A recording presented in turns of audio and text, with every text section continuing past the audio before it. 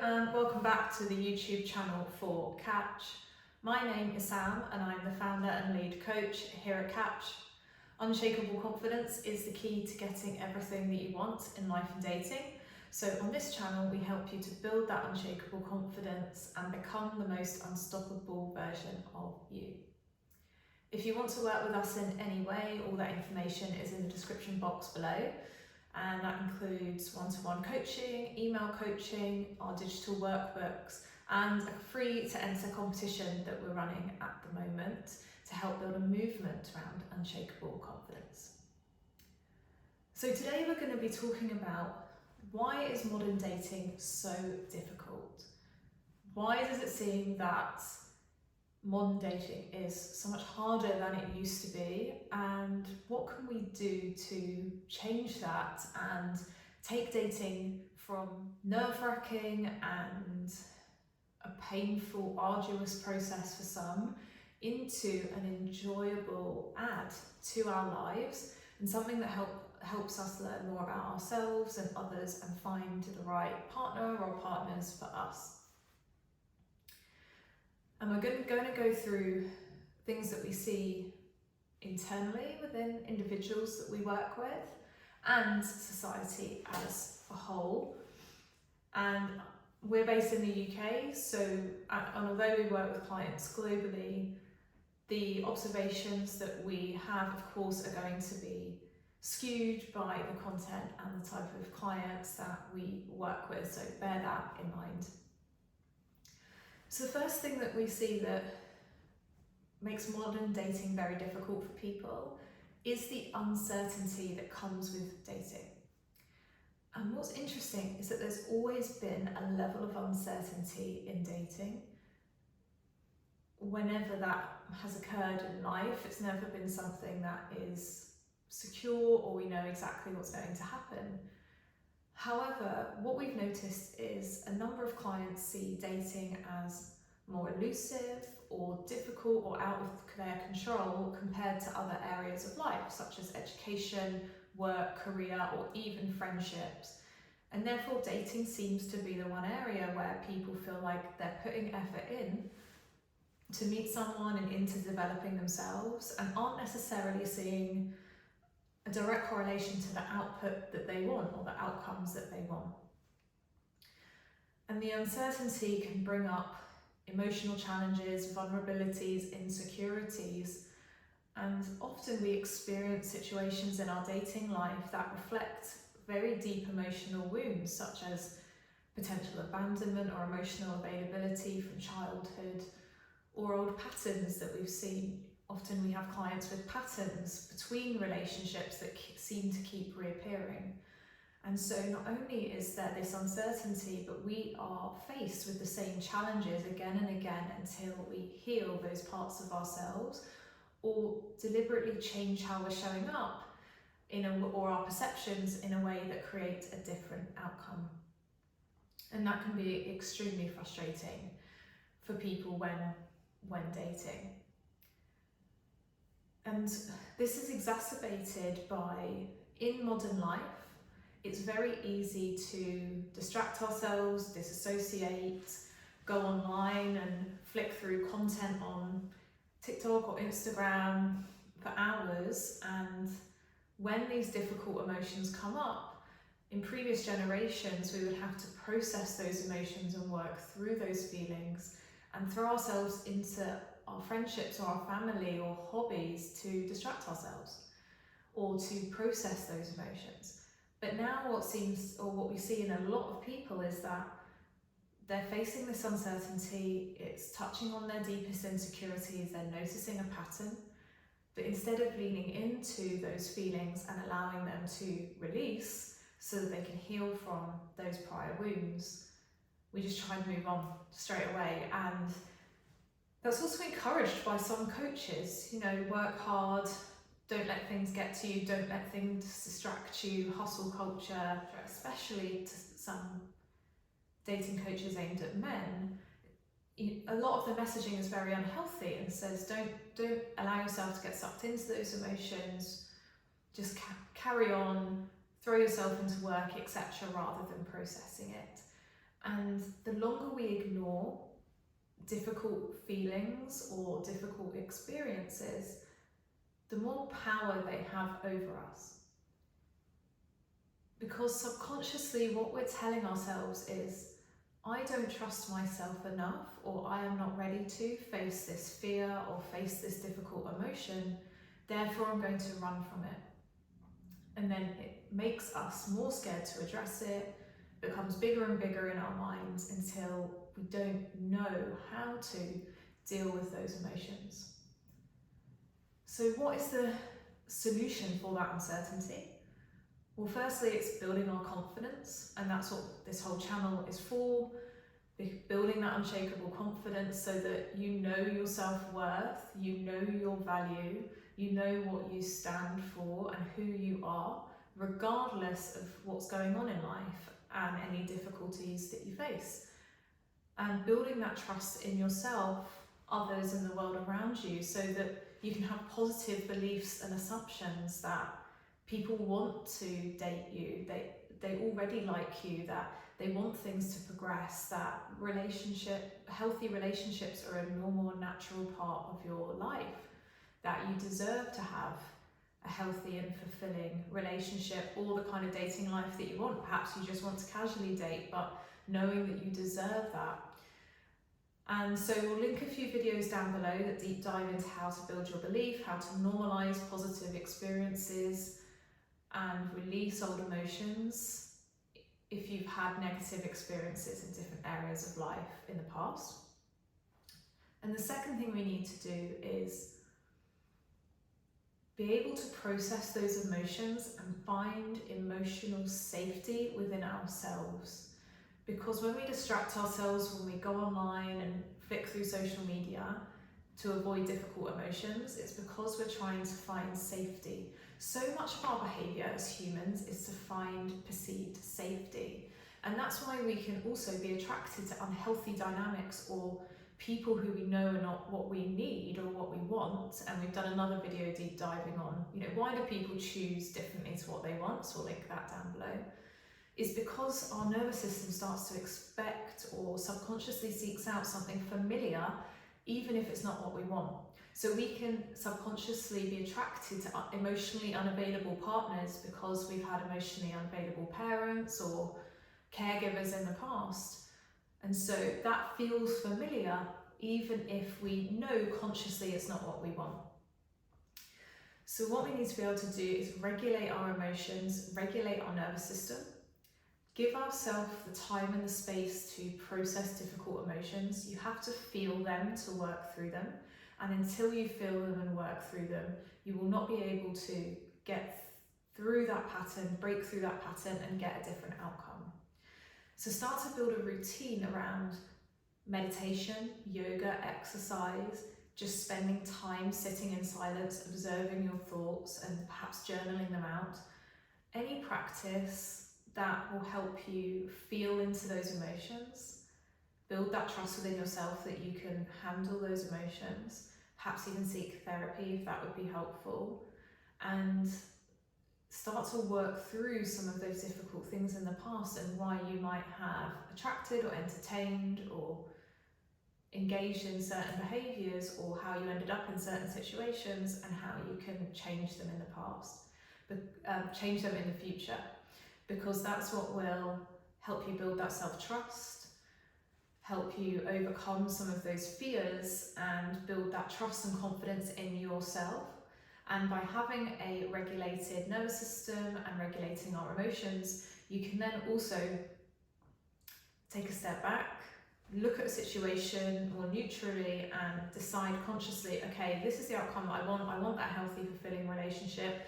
For me to do that, I need to be able to date with emotional availability, being vulnerable, being open, expressing what my wants and needs are, having firm boundaries and seeking connection or being clear on the kind of values that I want, and deliberately looking for a partner that embodies those. So that's the first thing, is uncertainty, being emotionally unregulated, and how you can build your confidence and emotionally regulate at a very summary level, but we'll link the detailed videos down below. The second thing which we've seen is that dating, especially modern dating, seems to be more of a transaction than about connection. And a lot of this stems from the patriarchy and how relationships used to be set up, which was a man being a provider or a financial provider and owning property, etc., and the woman being the person staying at home, childbearing and bringing up the children.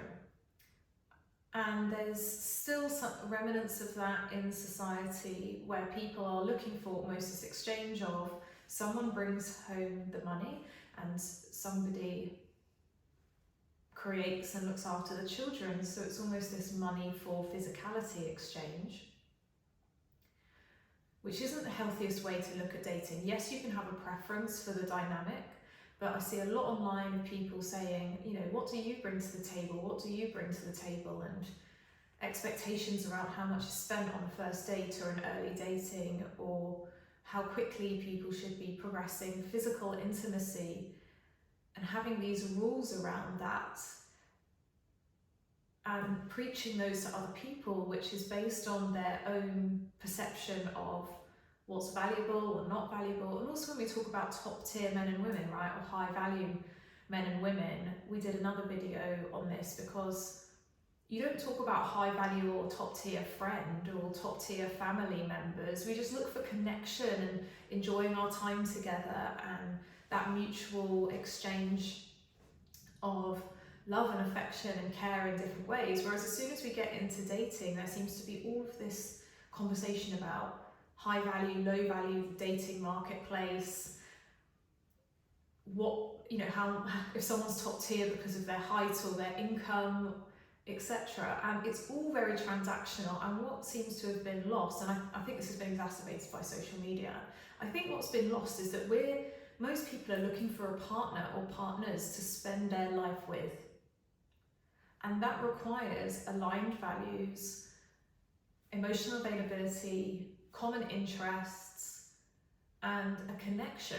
And so what we always advise our clients is date for connection. Get clear on the values that you hold, the things that are important to you, the kind of life that you want to lead, and what's the best version of you that would show up in that ideal relationship. Become that best version of you and look for a partner who's going to complement you. And what are the traits or the values or behaviours of a partner that will complement that best version of you and create the relationship that you want. And if you date in that way, being clear on the healthy, fulfilling relationship and what that looks like to you, you're much better able to find that right person and also not be attached to whether dating progresses or not, or whether you get the validation that you need from someone, or whether they choose you, because ultimately it's about finding the right person to spend time with, or people to spend time with, rather than, okay, have they met all of these rules that I've got around, have they planned the first date, have they been curious enough, have they asked me enough questions, have they spent this amount of money on me before I can sleep with them. So we would recommend, as a solution to that, deliberately shifting your mindset away from here's what I give and here's what I get, to what are the values I'm looking for, what kind of connection do I want, and what's the kind of life that I want to have. And being able to be open and vulnerable enough to communicate that and look for that in an intentional, calm, balanced way, rather than going into dating with a checklist or with little tests that people have to meet, basically in protect mode, without much grace for others, that people are likely to fail or not pass those tests. So that's number 2, is we see a lot of the dating conversation being around a transaction or what we can give and get, or lots of tests early on to determine if someone is the right partner. That's not a normal way for humans to connect. So we need to ignore any dating rules, dating games, toxic narratives about men and women and the roles they should play, and instead shift into what does a healthy dynamic look like for me, what does connection mean to me, and date intentionally with that in mind. The third thing that we see, which links to this transactional point, is that online dating has dehumanized dating. So when you're looking at a profile on an online dating app or website or on Instagram, I think it's easy to forget that there's a human on the other side of that. And because of that, we see lots of surface level connections, things like breadcrumbing, lightly keeping in touch with somebody for an ego boost, or not being clear about your intentions, or ghosting someone without an explanation. And it's because when you meet someone online, one, they don't necessarily seem like a real person, or you don't see as much humanity in them, but we don't have as many connections. So in the past, we would have often met someone in our local area, through friends, through work. So there was this social accountability about how to treat someone. If you were to date a friend of a friend, you're much less likely to treat them poorly, or you wouldn't just ghost them because you know that it's going to come up. You know you're going to see that person again or bump into them, or friends will pick you up on it. Whereas with online dating, you can go online, maybe misrepresent what you're looking for, have a casual connection for a while, or lead someone on, and then disappear into thin air without any accountability. And so what we would recommend to people who are struggling with this is to approach online dating in the same way that you would if you met someone in person. So be more intentional about who you're swiping right on when it comes to dating apps.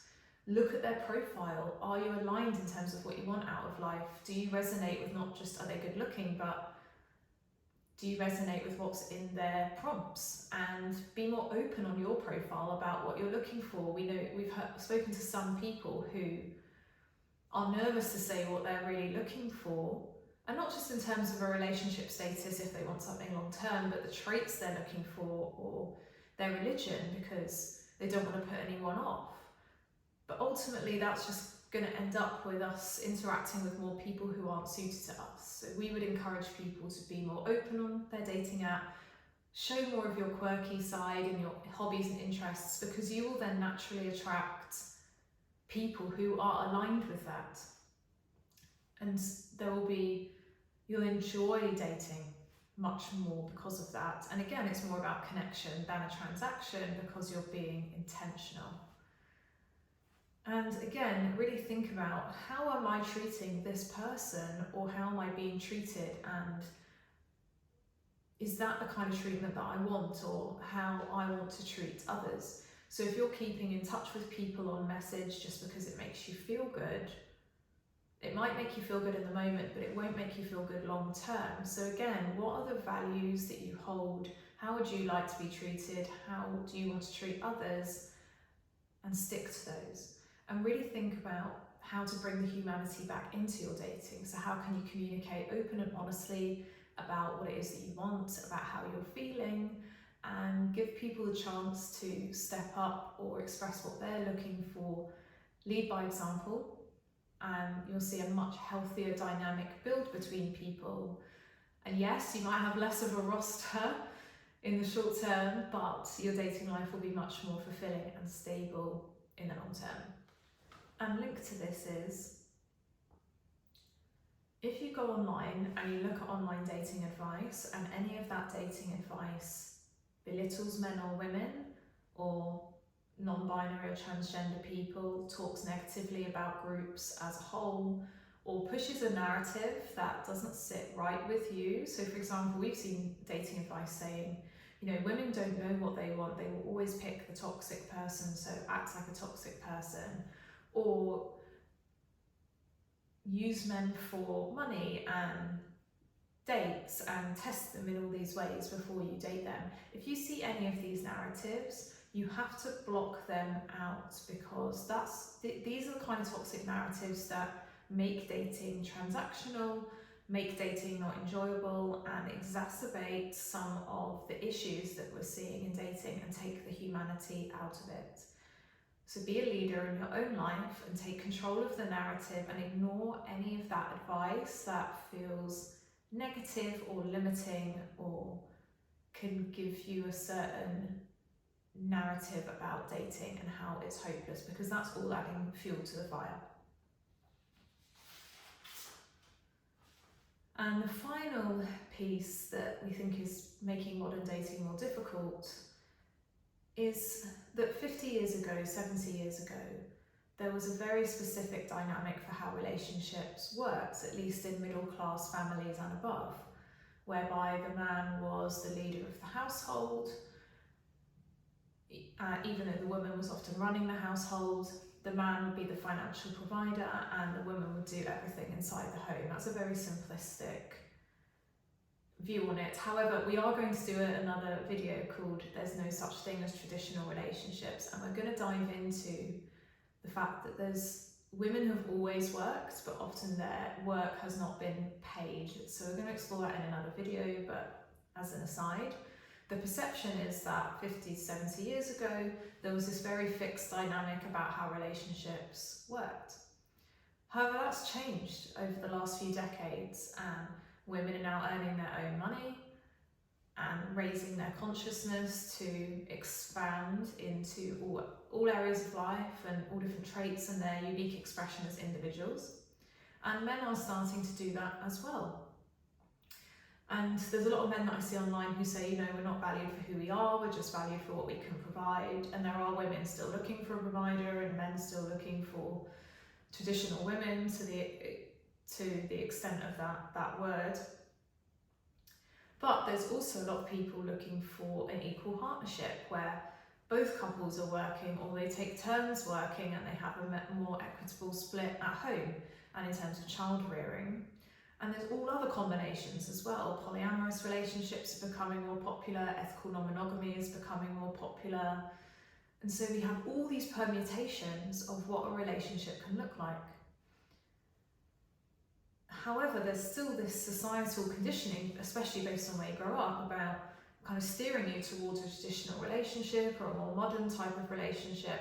And then we can go online and see all of these dating coaches or just people sharing their experience saying, men should be this, women should be this, which again exacerbates these narratives or feelings in society. So what we would suggest if you're struggling with this is ignore what is being said by friends and family, ignore the societal conditioning that you've been brought up with, try and ignore any online dating advice and figure out what kind of relationship would be fulfilling for you. Like if you took out any judgments from friends or family or even within yourself, who would you be with? Would you be with one person? Would you be with multiple people? Would you be with someone younger? Would you be with someone older?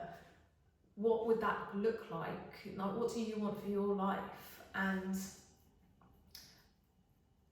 try and take gender norms out of it and define the kind of relationship that you want. Do you want to live in a van and drive all over Europe and live a nomad lifestyle? Or do you still want that white picket fence with several children? Or do you want to live on a farm where you're off-grid and self-sustaining?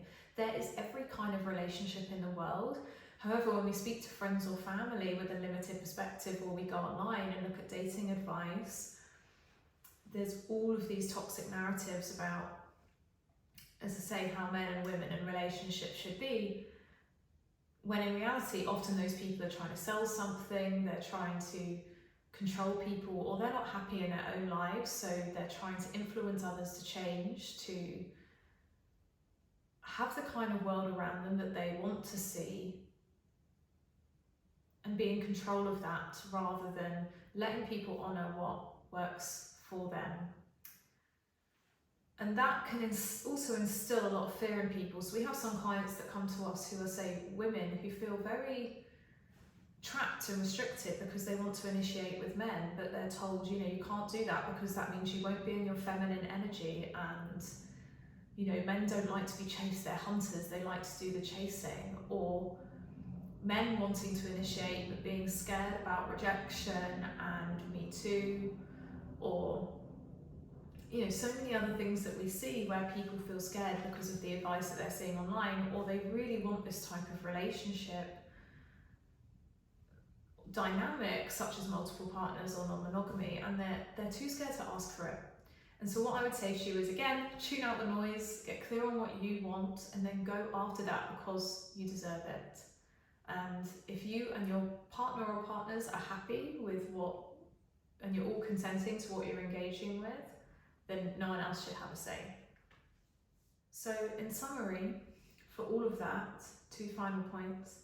If something feels good to you at a soul level, at a deep inner level, do more of it in dating. And if it doesn't feel good to you, or doesn't feel right, doesn't feel aligned, doesn't feel like it's serving your higher purpose, do less of it.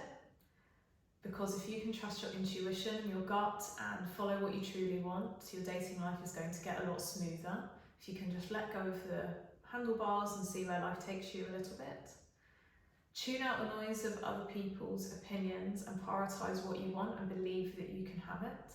Build that confidence in yourself and treat others how you would like to be treated, or in the way that you would like the dating world to be. Because if we can all add in a bit more humanity and empathy and good communication, then the dating world will be 100 times better. And we all have a responsibility to make it better. Being treated poorly in the past, or experiencing difficult things in the past and using that as a reason to put up your walls or play games or not treat someone else well, is not an excuse. So I'm looking at each of you because I believe in you to be the leaders in your life and influence those around you and make your own and everyone else's dating life better. So I hope that helped. I hope you enjoyed this video. If you did, I would love to hear your thoughts and comments down below, or if you have any questions.